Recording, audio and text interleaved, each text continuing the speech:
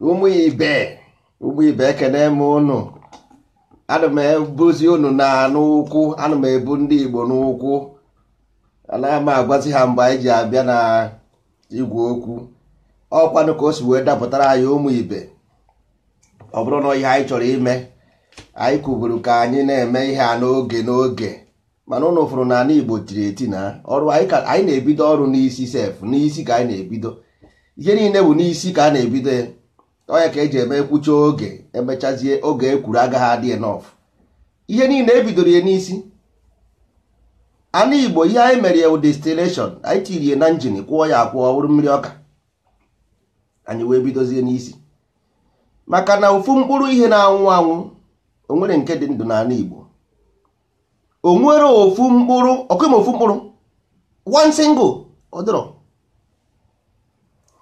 Kedu ka anyị ga-esi wee bi ndụ n'ebe dị otu a?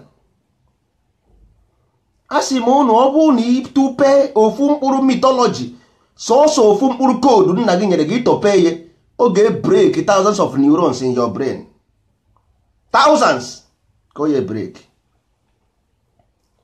Anyị amara afọ na-ekwenụ ntị o, anyị amara afọ ndị Igbo, mana ka m gbara ụnụ ama, enwere ihu na-ebugharị a na-akpọ ikenga. Ọ bụ unu decode that code ahụ a na-akpọ ikenga, unu ga-agbata 50% of Igbo. Unu decode that unu na-akpọ ikenga, ọ na-ebu n'aka nri, ọ na-ebu n'aka ekpe, ọ na-ebu n'ụkwụ ekpe, o ji wee bụrụ ikenga nna eburu ikenga nna ya. Mbọsị ọ bụla unu chọpụtara ihe dati na ikenga aha bụ, ọsọ ọvụọ 50% of Igbo problem. Maka na ebe aha bụ ebe ọ bụ nyanwa bụ na dị horizon. Kedu ihe eji akpọ oweri? Ịma na eriri nwere ihe o nwere imetụ ihe eji eke measurement. Unu mana ana Igbo bụ center of equator abi.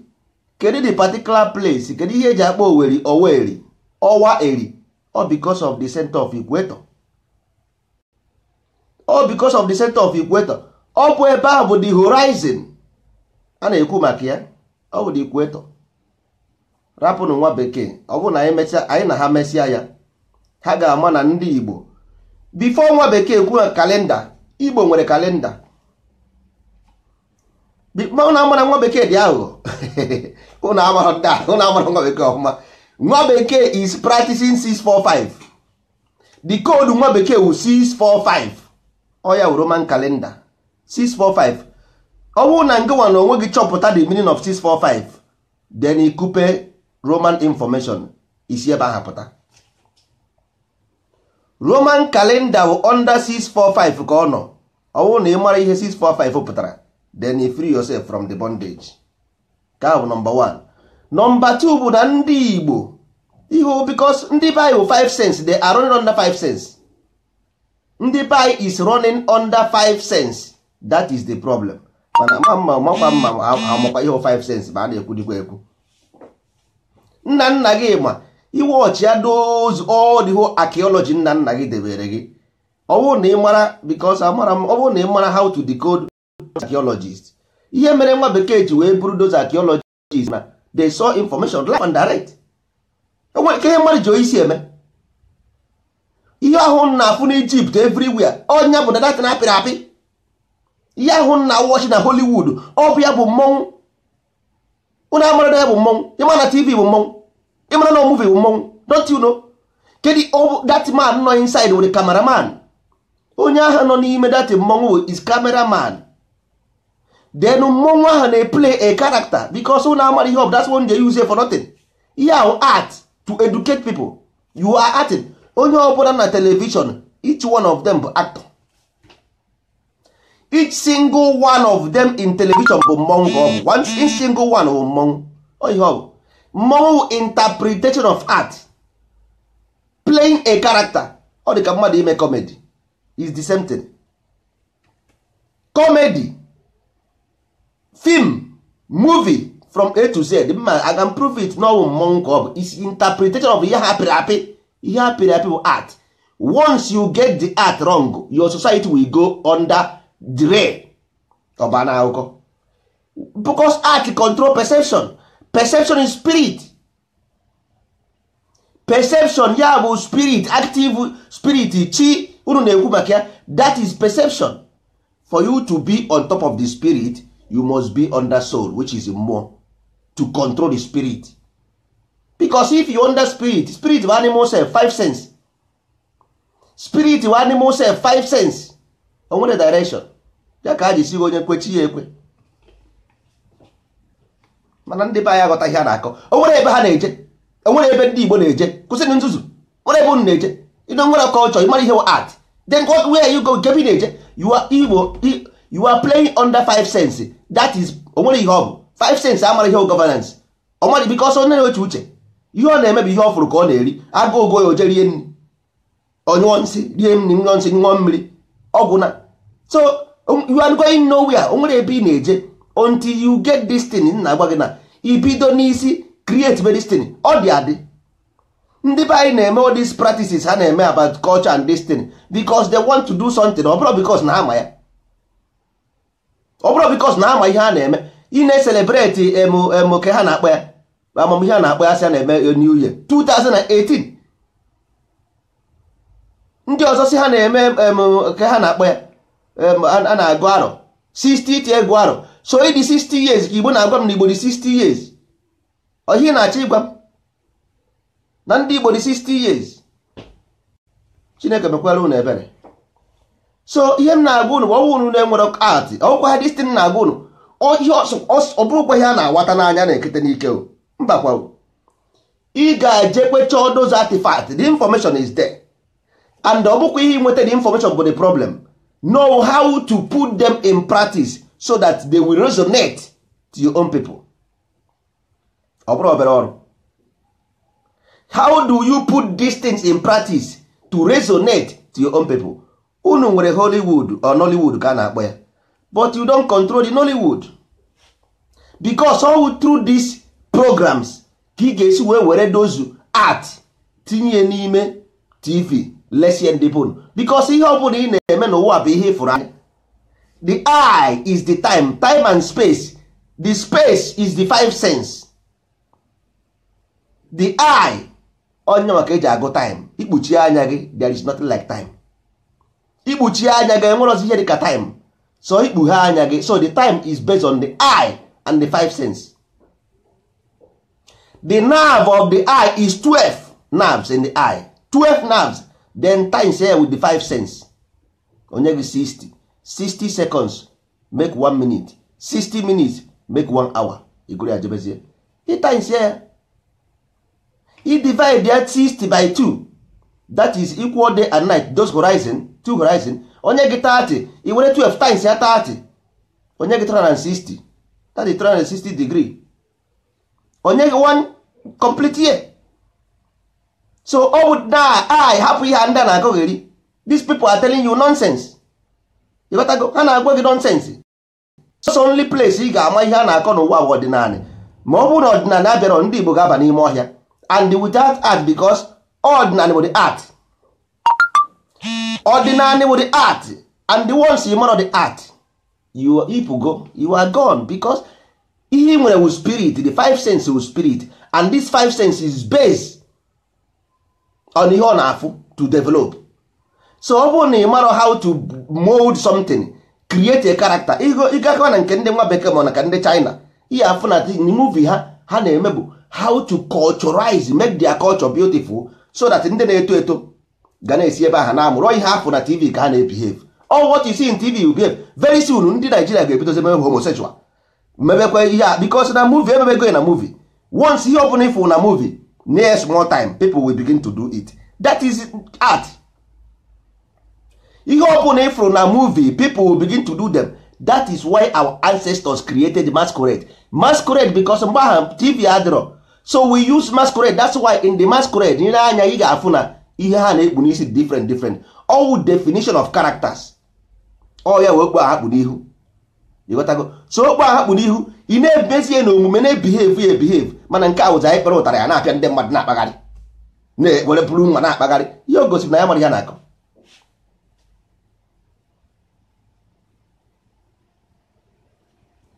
Ihe o gosiri na ya mara ihe na-akọ. Ịghọtago? Because ọnwụ na-ama ihe a na-akọ onye agaghị ha na-eti ụdị mmọnwụ ha anyị na-eti. Enwere ụdị mmọnwụ anyị kwesịrị ị na-eti kịta even self abago mmọnwụ carnival. That's why ji wee fụ na all those faces hapụ n'ihu bụ different faces. Ihe oshoro bụ different characters. You got to go. So mmọnwụ just a carnival, different characters. Ọ bụ ihe code code. This is all our codes. All codes go. This interpretation of the code is from that ihe a hapụrụ apịa na ọkụsị ọba arụsị. Ụbụrụ arụsị. Ama ndị ndozi ọdịnala ga-apụta ụzọ o siri pụta. Ọ ga-abịa agụ know those things. Ọkwa na-agwa na-enye gị evidence. A na-agwa gị na book, a na-enye gị evidence. Go and look in nature. Ihe ọbụla adịrọ na nature, ọ dịrọ n'ọdịnala. Anything ọbụla enwere ike improve in nature, ihe ọbụla m gwara gị here, go and prove it. Jee chọọ ya anywhere, go and prove it by nature. Ọkwa ha na Google. Ọkwa ha Google. Go to nature, you will find it out. Anyị anaghị atụ asị ebe a. Ihe anyị bịara ebe ka ọ bụrụ ndị Igbo na mma. Ka ọ dịrị ndị Igbo na mma, ndị otu a na-agụ ga-enweghịkwa ụzọ ọzọ anyị fụrụ na-abụrụ ndozi ọdịnala. Because ọdịnala bụ the art, and your art bụ the educator, and your educator bụ the education, and the education bụ the life. So even if you like, you do whatever you like, but nke ahụ your own personal problem. Animal self still remain animal self until they rise to 645. When you rise to 645, you become a higher human being. Ị na-afụzi ihe na-eme, isi ga-emepe, ụbụrụ ga-emepe, ifubu ụzọ. But as long as they believe in emotion, ear, these 5 sense, enwere ebe ị na-eje ụmụnne m. So because that's why o ji eme ndị be anyị na-eti mkpu ebere ma na-emere ha. But you still come and tell them, si nwanne, o nwere onye gị na-azụ anything n'ụwa. Nobody, o nwere onye gị na-azụ anything. Because onye osimiri furu okwu ya ka ọ na-eri. You went there, crocodile ata gị. You got to go. Ọ bụrụ na ị nwere culture, institutionalize your own culture, begin to educate your own people, mara ihe, jiri ka ha chọrọ onwe ihe ha chọrọ. Ị nwere school, ị nwere mmiri, ị nwere ụzọ. So who are you fighting for? Who are you fighting for? So the time ị na-waste, go where ga build or something. Ordinary school ka ị nwere. Teach them this culture na-agwa unu. Kụziere ha this culture, give them better education. Forget about everything. They will do well. Ha ga-eji aka ha chọrọ onwe ha ụzọ. Mana nke a onye na-amara ihe onye iso na-edu onye isi. Onye iso ifuru mmadụ amara ihe ọkpata ego. Kama ọ ga-eje were ego ha zụọ nwa ya ka nwa ya baa uru. Ọkpọrọkwa nwa ya tikpe na the same thing. Ọkpọrọkwa nwa ya tikpe ihe ọ na-eme. So o make sense. You got to go. Ọ dị difficult, ọ dị hard mwe na-ata ndị na-agwa ndị be like this. So for me ọ dị obi mma. But all because of na ịgbachi nkịtị ndị amara ihe ha na-eme. You got to go. Ha amara ihe ha na-eme. Ha amara amaghị mmadụ onye mmadụ eri na nri bụ just to ikenga ka ọ pụtara. Eriwi na nri ikenga, ọ ya bụ data ikenga. You got to go. Hero of do horizon. Iwatch ya dị ikenga. Ị ga-afụ na ị ga-afụ azụ isie the other side. Ị na-afụzi ihu isie the other side. Ị ga-afụ ya no, ị ga-afụ the ụkwụ ya ahụ bụ four corner ka ọ dị. You got to go. 4 corners of the earth. You got to. Then you watch ya n'ihu ị ga-afụ na nwe cross na ya. Ị bịa fụrụ ị ga-afụ na enwe 3 point n'ebe ahụ. The cross ahụ gara na the 3 point ahụ. That means all ngwa na the middle. Then nke ahụ the past, nke ahụ the future. That is why eri na nri. Simple as ABCD. The same thing eme in Egypt nwere suffix. Ọ bụ ya wụ the suffix na the small one ka ọ bụ. Nke a bụ ihe apịrị apị suffix. Nke a bụ ihe akpọrọ akpụ suffix. Exactly the same thing. Mana ndị mmadụ ga na-asị gị ihu na enwere nke ikenga ọzọ ị ga-afụkwa nke ọ bụ mma. Ikenga bụ mma. Yes. Because onye nwe bụ onye stop the darkness and put light in the dark. So that mma aha and the judgment. Ọfụ na ogu. All these things normal thing kwesịrị ịdị in your culture plain sight. But ndị be anyị amarọ. Ị gazie na Google ị ga-afụ ọsị gị ikenga ji wee bụrụ court of ndị right hand. Gịnị right hand of what? After right hand of what? Right hand gịnị? Right hand gịnị? What is the meaning? Igbo anaghị eme ihe na-enwe concept. Anything no concept, there is no Igbo there. Ihe ọ bụla ị wetara no concept, ọ bụrụ Igbo. Ọchị ikenga aka nri aka ekpe. Aka nri gị ji wee bụrụ successful. Igbo amaghị ihe bụ successful. Igbo abụghị Igbo mawụ pure. ihe Igbo ma pure righteousness. Ọ ihe ndị Igbo ma. Igbo amara ihe successful. Mmadụ one n'ime unu mana Igbo nwere 2 calendars. Mmadụ one n'ime unu mana lunar calendar is for commercialization. How many of you people know that lunar will commercialization? No, ya mere o ji were 28 364 divide by 13 onye gị 28. Mmadụ one n'ime unu mana lunar calendar bụ ihe ahụ, not for business, not for commercial ka ọ bụ. We don't know. Onwere ihe anyị ma gbasara Igbo. We don't know. But onye magoda amasef bịa na-agwa ha sị mba na ọ bụghị ya, gịnị ka ọ na-akọ. Ebe a ka anyị ga-anọ. Nwanne ekene m gudo dịrị gị. Ebe a ka anyị nọ. O nwere ebe anyị na-eje, mana ka ihuru ndozi ọdịnala anyị ga-eme ya. Ndị ha kwere ndozi ọdịnala, we will do it with them. Mana watch ya out and see the future because ihe ahụ pure righteous Igbo way ka anyị na-achị weta back. Pure righteous Igbo way ka anyị na-achị weta back. Ọ bụrụ clairvoyance. Ihe ahụ pure natural way of the stars, elemental celestial body moving, because ọ nọ n'ime gị. The energy moving inside you is this the same 7 energy on the sky plus sun mere 8. The same thing inside you. Ọwụ na ị pụọ na line ha apịatuo gị n'ala. Ị pụọ na line ọ pịatuo gị n'ala. What happened now? Mmadụ si ya mana ihe mere nwa bekee ji akpa anyị monkey abụrụ na anyị dị ka monkey o. Ihe monkey ahụ symbolizes 5 senses. Monkey symbolizes 5 senses. Go to Google and Google 5 sense organ. Odoga anya why? Because o nwere things dị n'ụwa dị normal. Any obodo ọbụla si na ya bụ human being should know it. O nwere, they are. But anyị maha m ihe mere ndị be anyị ga-eji wee ghara ịma simple thing. All these things na-eme n'ụwa ọ na-ewute m because ana m afụ these people kedu ndị enwere ihe a na-eme special but anyị nwa na-ada ya. Enwere ihe a na-eme special anyị nwa na-ada ya. Ọ na anyị nwechie ọnụ ji nnọọ nwayọ baa n'ụlọ mee bidogori build ba na Igbo mebe ana Igbo develop ba na Igbo. Anyị nwere tourism things ka nna ajọ ndị mmadụ about cancer research eme ntị ka ha nọ ya. A na-ekwu maka ọdịnala ihe unu na-achọ bụ ka m jejeje resie ihe niile m nwere n'ụwa werezie ebe anya ụnụ.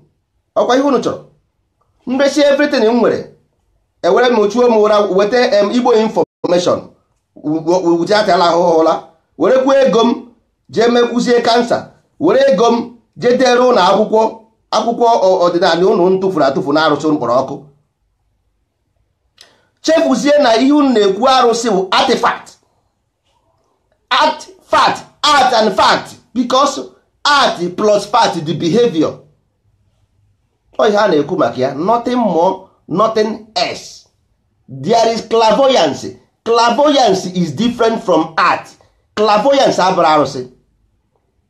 Clairvoyance abụrụ arụsị. Arụsị bụ art because of the personifying character of spirit because mmụọ bụ a potential energy. Then chi bụ kinetic energy, active energy into motion. So now agbara bụzi ability to move these energies. Jabụ na mmadụ mee ihe asị na onye aba agbara. Asị na bekee bụ agbara because they have the ability to decode this information and use them. That's what you swear agbara. But anyị nwere onwe anyị aghọtaghọzi the real Igbo.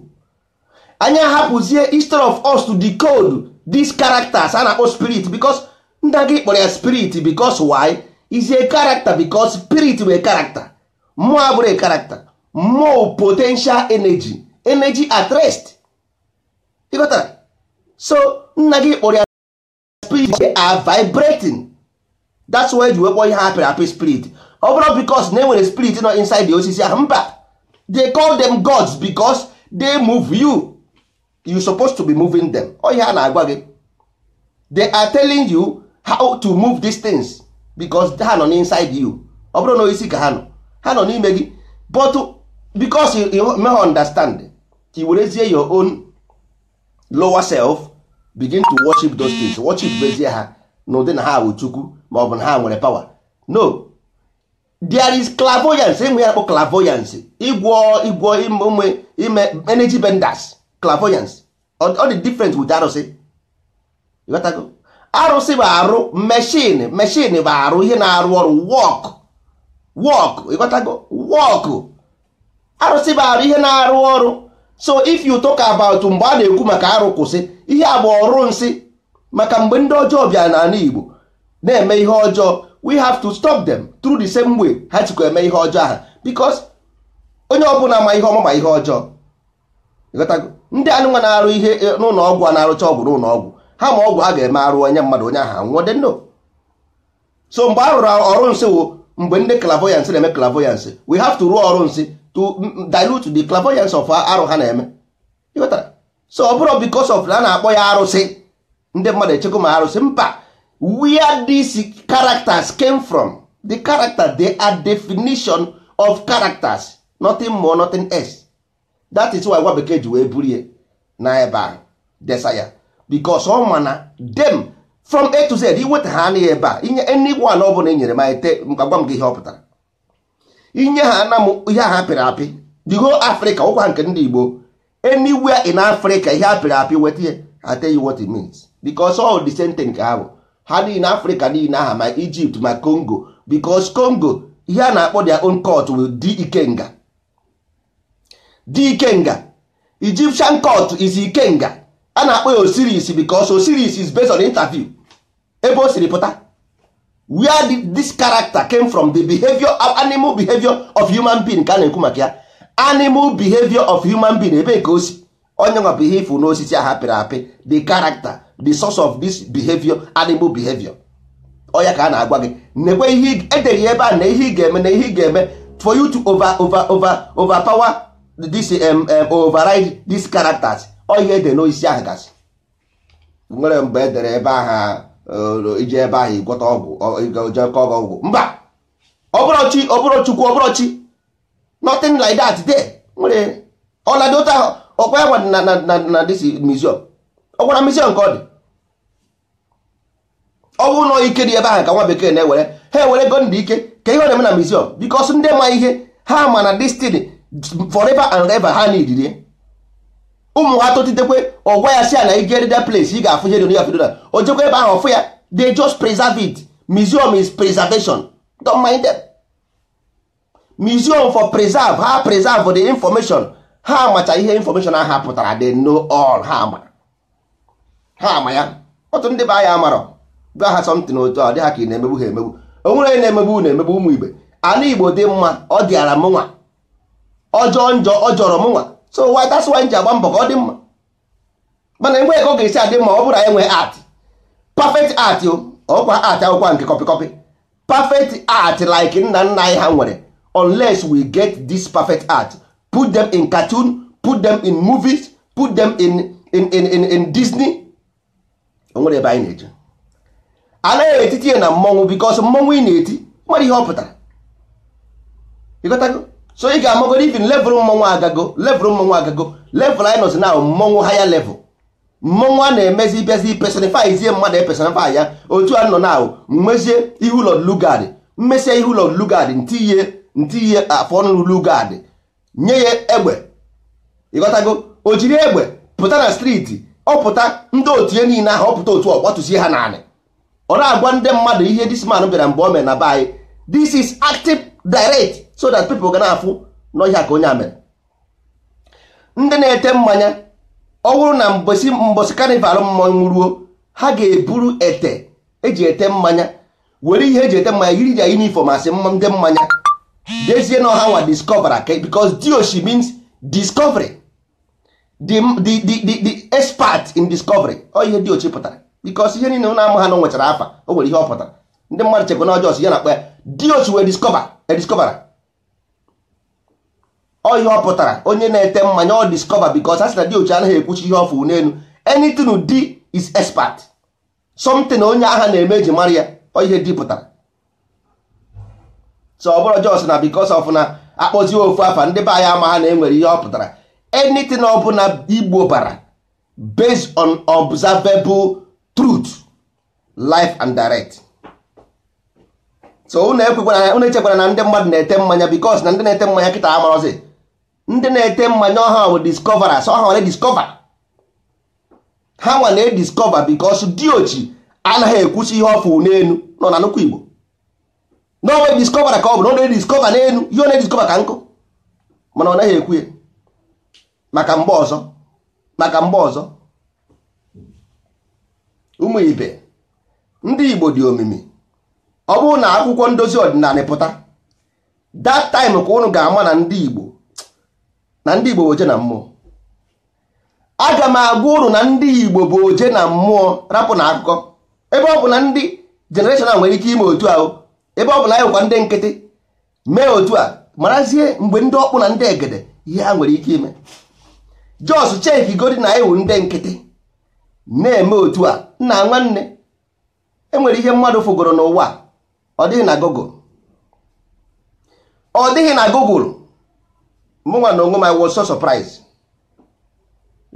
Adị m surprise, but unu nwere ike gwagodo ndị na ha onwe ha, o nwere ka ha si eche uche, ha agaghị aghọta ihe m na-akọ. Ma ndị na-aghọta nwere ike ịghọta. Ọ bụrụ na anyị dị otu a wụrụ ndị nkịtị, ihe dị ndụ na-esi aka ndị nwụrụ anwụ ka ha si esi. Ọ ihe m na-ekwu. Ọ na-eme nchesi ya maka ndị ọkpụ na ndị egede. Nnesia artifact like this. Mfu ihe ede na artifact na-ajụ onwe m, habọm, kedu ka ndị asị wee chete wee mee ụdị ihe dị otu a? And this artifact a were na mịa jee the whole world jụọ ndị mmadụ kedu ihe ọ pụtara. Afụbeghị m onye ofu ma mmadụ abụọ out of thousands of people nwere ike isi m nwere ike ige close to it. Mana ndị a bụ ndị ọkpụ na ndị egede mere ihe dị ona. Ndị hụrụ gbakwa ọtọ, ha agba ọtọ wee dee ihe dị otu a. Nwanne, ihe dị ndụ na-esi aka ndị nwụrụ anwụ be ọ dịghị agha. Ndị gba ọtọ dee ihe dị otu a, ọnwụ na ha yiri akwa ka ihe a ga-eme. Kedu ihe a ga-eme? Unu na-afụ ikom monolith, pịa Google ikom monolith, gaa nene ikom monolith, ifo ihe dị ebe ahụ. Ihe ha dị ebe ahụ, ndị akịta na-awa anya na ha nwere kọmputa amaghị ihe a. Ihe a dị na ikom monolith ahụ, ndị a na-awa anya kọmputa today nwere nke ma ya, mana ọ na-arụkwa plane.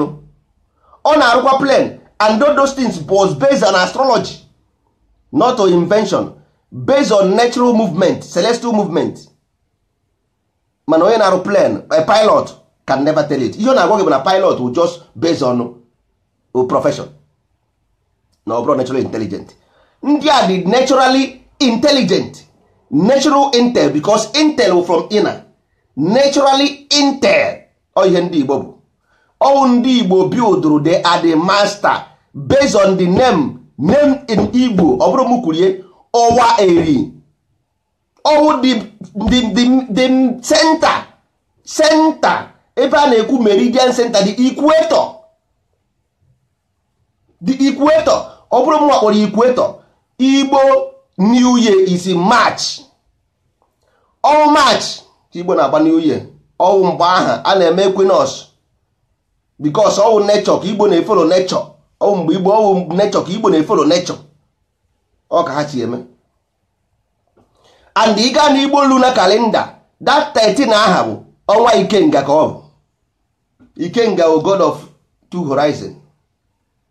Iji afụ ya na data artifact. Ọ bụrụ mwa na-ekwu ya, ọ dị na the artifact. Nwere ike ịgbara decode ya, but ọ dị there. Everything na the artifact. Igbo artifact niile with information about astrology. From A to Z, over astrology, all of them by astrology. From A to Z, Igbo artifact from A to Z. Even human behavior of astrology. So, onye ka eji akpọ ha. Okay, ka mwakwu na another one. Dimgba.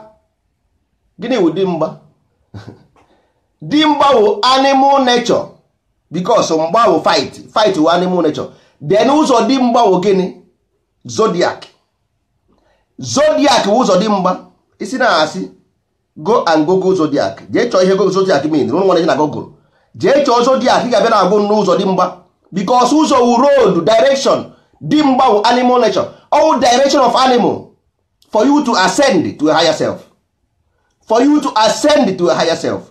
mana ndị mmadụ ga-asị na ndị Igbo enwere ihe na-akpọ zodiac.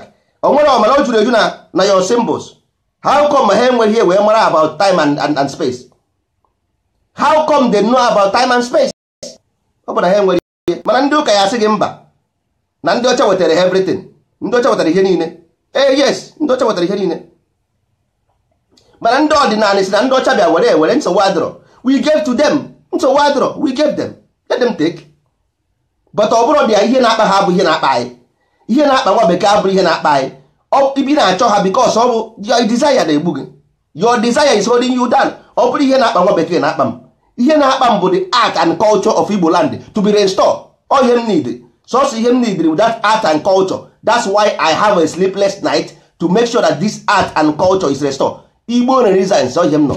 Igbo Renaissance, rebirth of the culture. So ya bụ the future anyị nwere. So ndụ anyị dịkwa echi ma lesi ma that culture ọ bịara back because art and culture is the behavior of every human being. Mma gị bụrụgodi a scientist ọnwụọ gị as long as na the environment adịrọ worthy enough to live, ị ga-aba n'akụkọ. As long as na the environment adịrọ good, ma ya ma ego ihe olesi ma ọkpọgije America jezuo gị na America. And ọzụcha gị na America ị bụrụ onye America. Ọzụcha gị na England ị bụrụ onye England. Ị gaghazi ekwe abata ala Igbo because uche agazi ekwe gị itogo England ịdịgo used to England life. Ibezi na ana Igbo isi what the fuck is this? What the fuck is this? Or isi America pụta sị die fuck up man. That what's this? What is that? What the hell is this that? You see? Ọkwa nke kpọchiri America. Nsogbu adịrọ. So onye ka a na-ekwu maka ya. Ọnwụ na otu ala Igbo dị obi mma. Ọ dịrọ m obi mma. And ama na ọ bụrụ about something else. Na ọ bụ about culture. Ọ bụrụkwa n'ime culture the problem. No, to have the information about the culture. How do you reinstitute this information? Distribute them in a manner ọ ga-eru dig aka ruo harị aka. But anyị nwere that kind money. Ndị Igbo nwere ego. Ha na Hollywood. Ha na bank. These things ha bịa ka anyị nọdụ anị kpaa dị nkata. Information dị we give them. Ha were gaa tinye na movie ma ọ bụ na ha chọrọ ọdịmma nke ndị Igbo, tinye na Disney channels, tinye na akụkọ ifo so that they will see light. O nwerekwa ụzọ ọzọ isi apụ ndụ, o nwerekwa ụzọ ọzọ isi ọsọkwasịnye ga America nkwe ebe na-eje because this art controls character controls perception is the spirit ahụ na-ekwu maka ya. Ọ ya kwachi gị maka ọkwa na ọhụhụ na ọbụghị otu a ọkwa na enweghị art nwekwa echi, inwekwa art nwekwa echi because ihe ọ bụla anya fụrụ ihe ọ na-eme.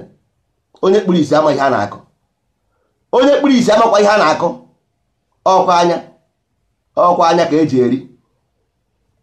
Ana m agwakwa unu asị m jee mozie eze ozi eji emie mana asị m bute ya ebute, aga m asị ha mba. N'ala Igbo anyị nwawo ndị Igbo, ezigbote ndị Igbo ọkwa ndị mba ofesi, ezigbo ndị Igbo kara aka. Onye ọbụla kwuru si na anaghị eme ọdịnala na Spain, ịma na onye ahụ kara na 5 cents maka na fon ọ na-eyuzu. Ọ ga-agwa m na village ya ka a na-arụ ya. Ọ ga-agwa m na TV ahụ ọ na-eyuzu ọ na village ya ka a na-arụ ya. Ọ ga-agwa m ha many electricity a na-ejenerate na village ha. So na o nweziri onye nọ na Spain ma ọ bụrụ na America nwee information ọ ga-enye gị ejuwa ma nọ na Spain ebe a nke ọ ga-anọ wee ma ọdịnala nwa. Odoge anya na onye awụ nganga na-enye nsogbu.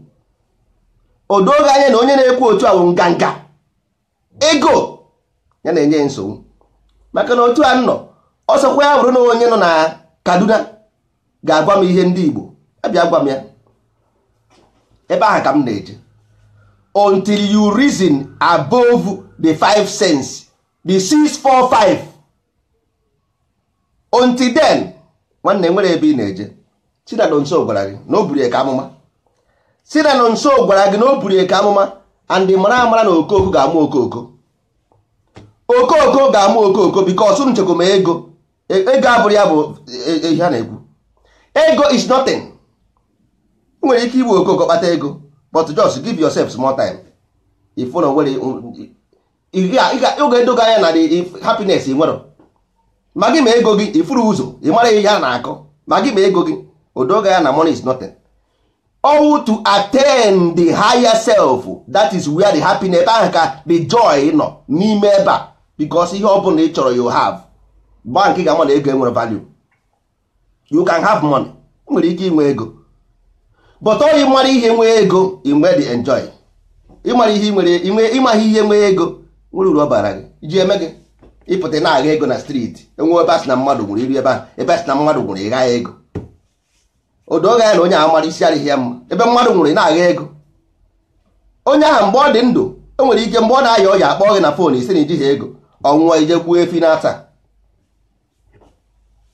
Onye nwana ka asị na asịrị na-emewe ọfụma, because ndị nkịtị chekwa na ego bụ everything. Ọ pụta na village onye ma ihe kwuo okwu ọsị ya nwoke m nọdụ ala ebe ahụ, nwoke m ego ole ka iji, a na-ekwu okwu, ndị ji ego pụta na-ekwu okwu, ọ na-ekwu ọ bụzi o were ego goro echichi, ha were ego egogorocha echichi dị n'ala Igbo, were egogorocha ya ndị igwe ndị ọpụta obie ọka ome ya wụ nganga, ọ dịghị mma. Ọdatin mere Igbo, ọdatin debere Igbo isi na ọ dị, because that thing will only elevate your ego is animal self.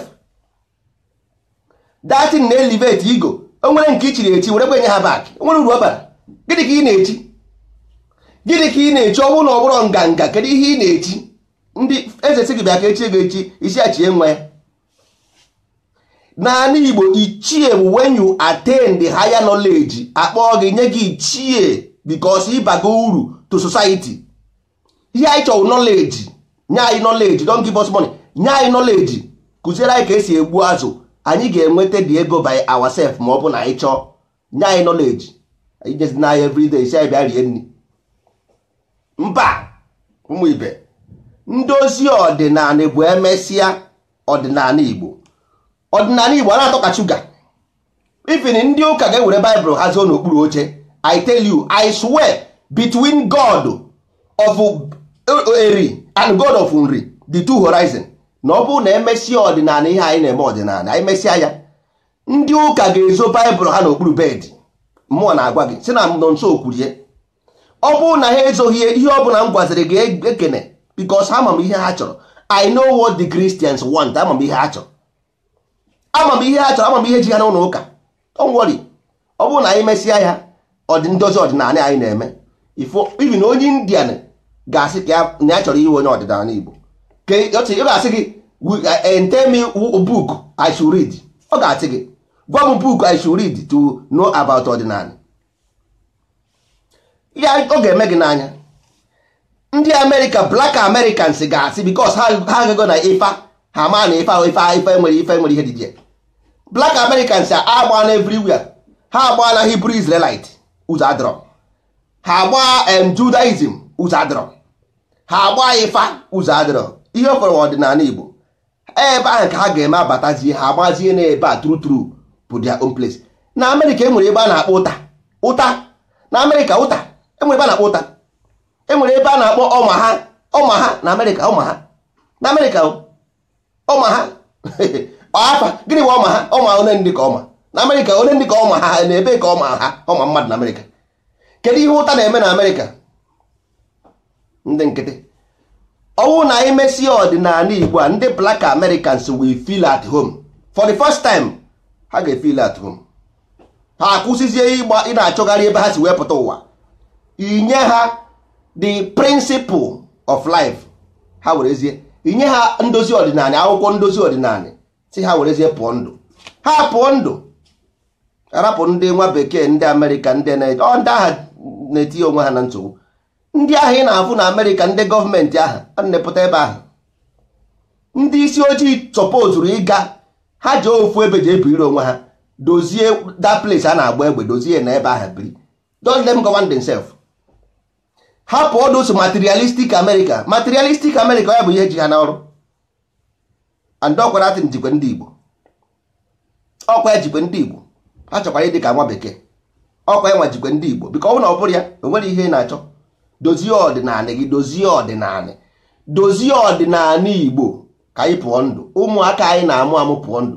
Ebere m na-emere ụmụazị anyị, enwere ike ị naghị afụ ihe m nwa na-afụ, enwere ike ị naghị afụ ihe m na-afụ, ọ na-abụ anya mmiri maka ihe niile anyị mụrụ amụ zero, because ama m the power of art.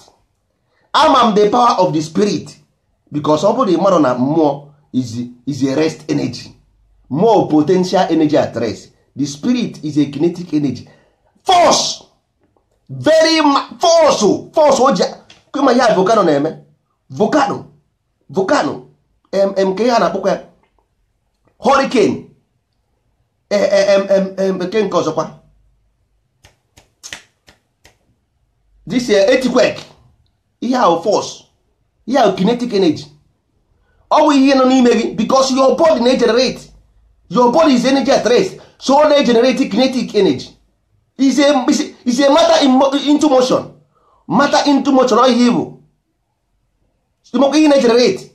So ime single mistake my brother, nwere ike take your whole life, nwere ike take your whole life. Ma ọ bụ na ị mara destiny na-agwa gị, ọ bụ na ya enwetara ọdịnanya ọfụma, amụkwana amụzi na nke mụ na mmadụ gị oke because enwere ebe ha na-eje information nke onye gị oke. Once ọ pụrụ from your own information go to another information, forget ya, ọ bụrụ your own. Once nwa gị pụrụ from your own information gaa na nke ọzọ, ọ bụrụ your own. So ihe m dị care for this innocent people nọ n'ala Igbo na-abụrụ ha nwa cause the problem, but they are just the victim. All because of them. Aha maka ije eme ihe anyị na-eme. Ọ bụrụ ndị China n'iyi, ọ bụrụ maka ndị China n'iyi, o nwere ndị China n'iyi n'ụwa, e nwere ndị bịara here to serve their prison yard. I don't mind about them. All those victims na-amaro where to go, na-amaro their right from their left, all because of them ka ije eme ihe anyị na-eme.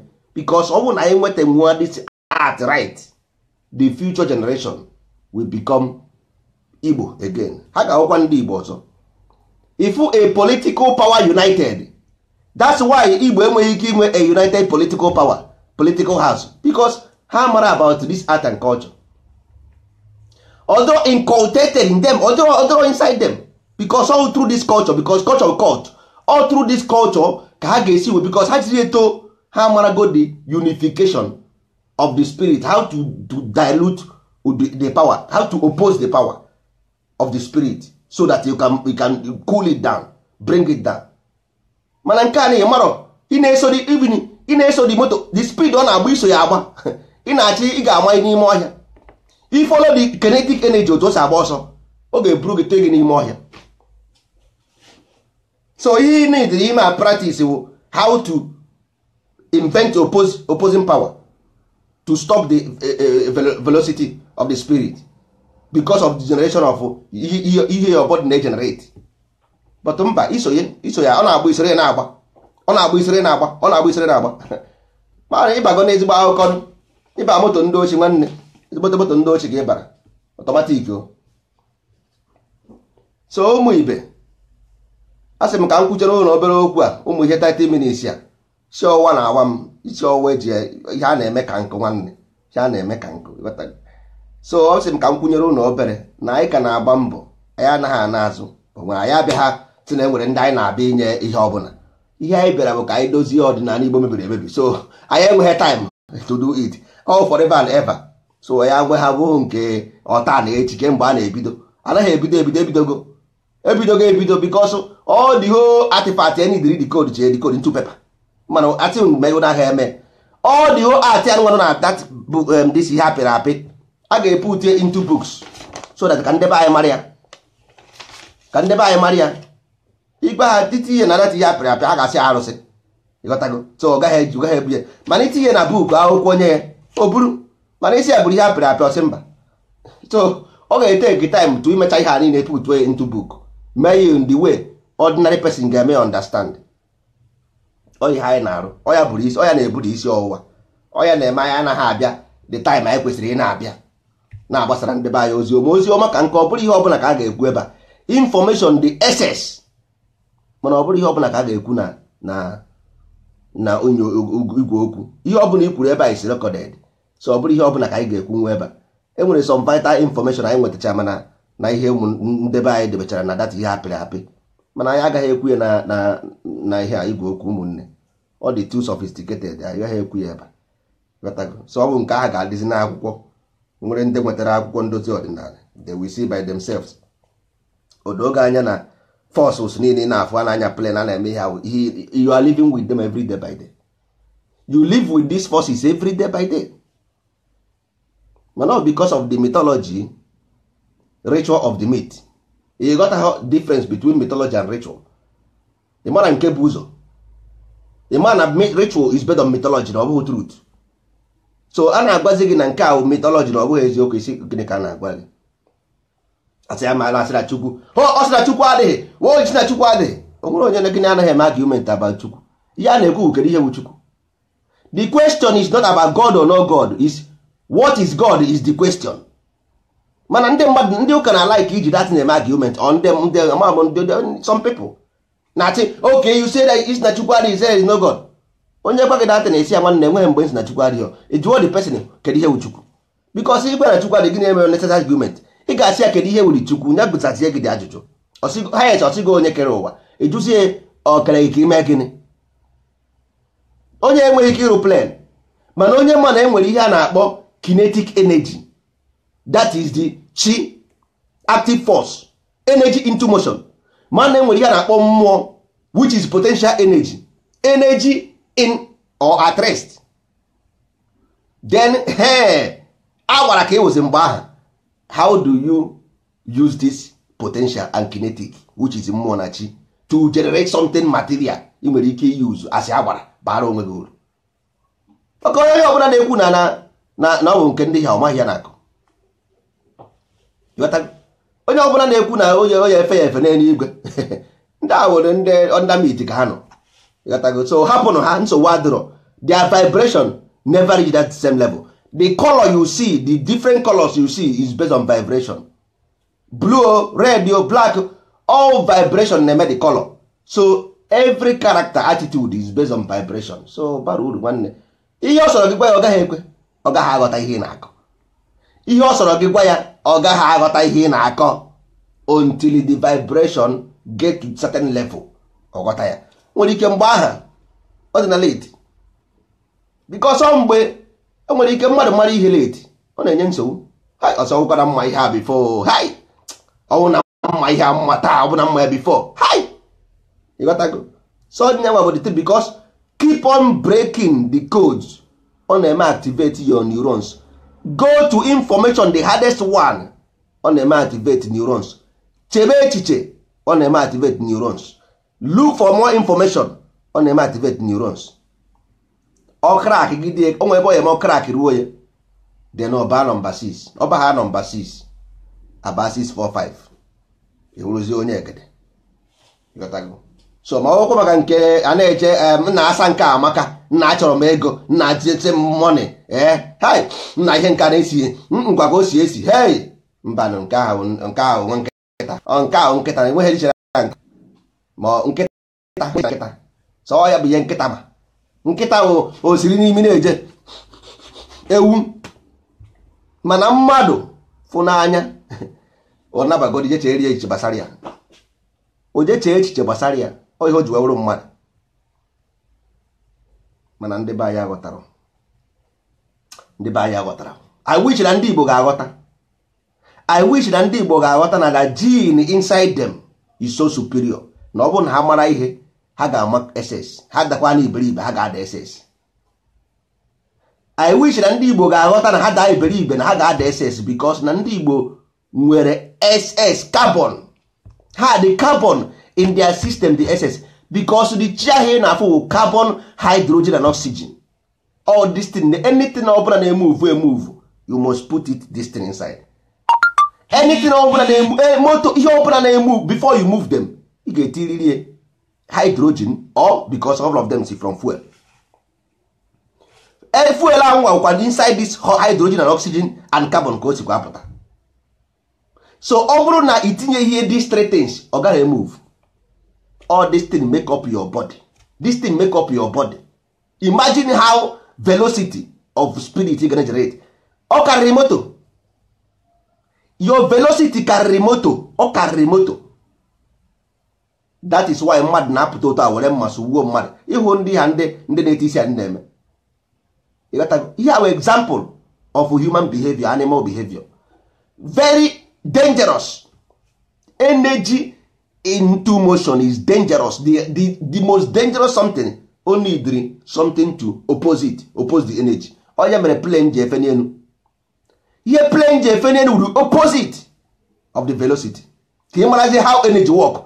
If this plane can lift because you may amplify the energy, plane ebunye ihe buru plane mara ihe eme mmadụ ma wote. Ihe buru plane mara ihe ọ ya eme mmadụ ma o jide. All ihu nji egwu. This is what you are playing with every day by day. All ihe ahụ ihe unu ji egwu every day by day. A na-agwa unu na culture dị very important n'ihe ọ bụla a na-eme. Ndị mmadụ chekwa ma na-akọ nonsense. Have culture later. Even okwu ahụ ị na-ekwu gosipụrụ na ịwụkwa victim of the culture. Your attitude shows that you are still victim even without even know. Your attitude gosiri na iwu victim of this thing na-agwụkwa gị now, but because the victim ịghọtara ya, because only for victim ya aghọta ya. Onye abụrụ victim, onye ọbụla the mind dịgoro open enough, ọ ga-ama na ihe this guy na-ekwu ha kwa na eziokwu tegbu nka ga-esi eme.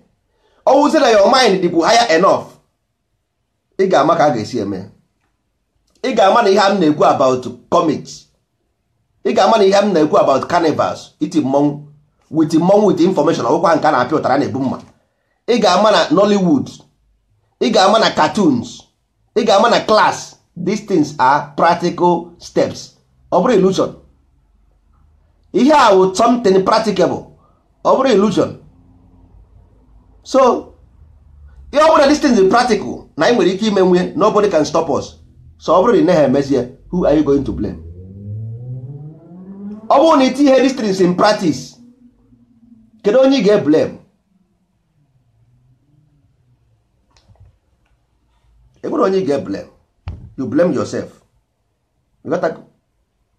So ụmụ ibe isi ọwa na awa ma aga m ewetebe okwu na njedebe taa.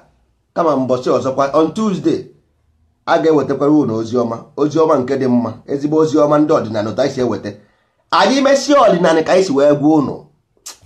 Ifini Obama or Trump ọ ga-asị ka ya chọrọ iwu ndozi ọdịnala biko. Because information ndị Igbo ji amaghị m enwere onye ji. Ọgwara Ijipt ka ha gara na-akpọ mkpu. Ha gara Ijipt na-akpọ mkpu. Ọwụ na ha batatara n'Igbo nsogbu aka dị. Sọsọ Ijipt ka ha ruru na-ekwe oyoyo. Ha bịa n'Igbo ka egbuwara ha ahịa. Ihe ọ bụla unu na-achọ n'uke enu dị n'uke anyị. Ihe niile unu na-achọ n'uke enu dị n'uke anyị. Based on your own organ in your body, I will tell you anywhere enwere planet n'elu gwa gị ebe ọnụ, gwa gị side ebe ọnụ from your body. Any secret of law n'ụwa, any code bịa, I will tell you in your body ebe the code dị. Gwa gị na ngwa ọrụ universe. You are the universe, condensed universe, because universe went to space. So universe went to space. So o nwere inhabit, o nwere ebe ọ ha mere habit. Until then we shall see. Udo dịrị unu ụmụ ibe.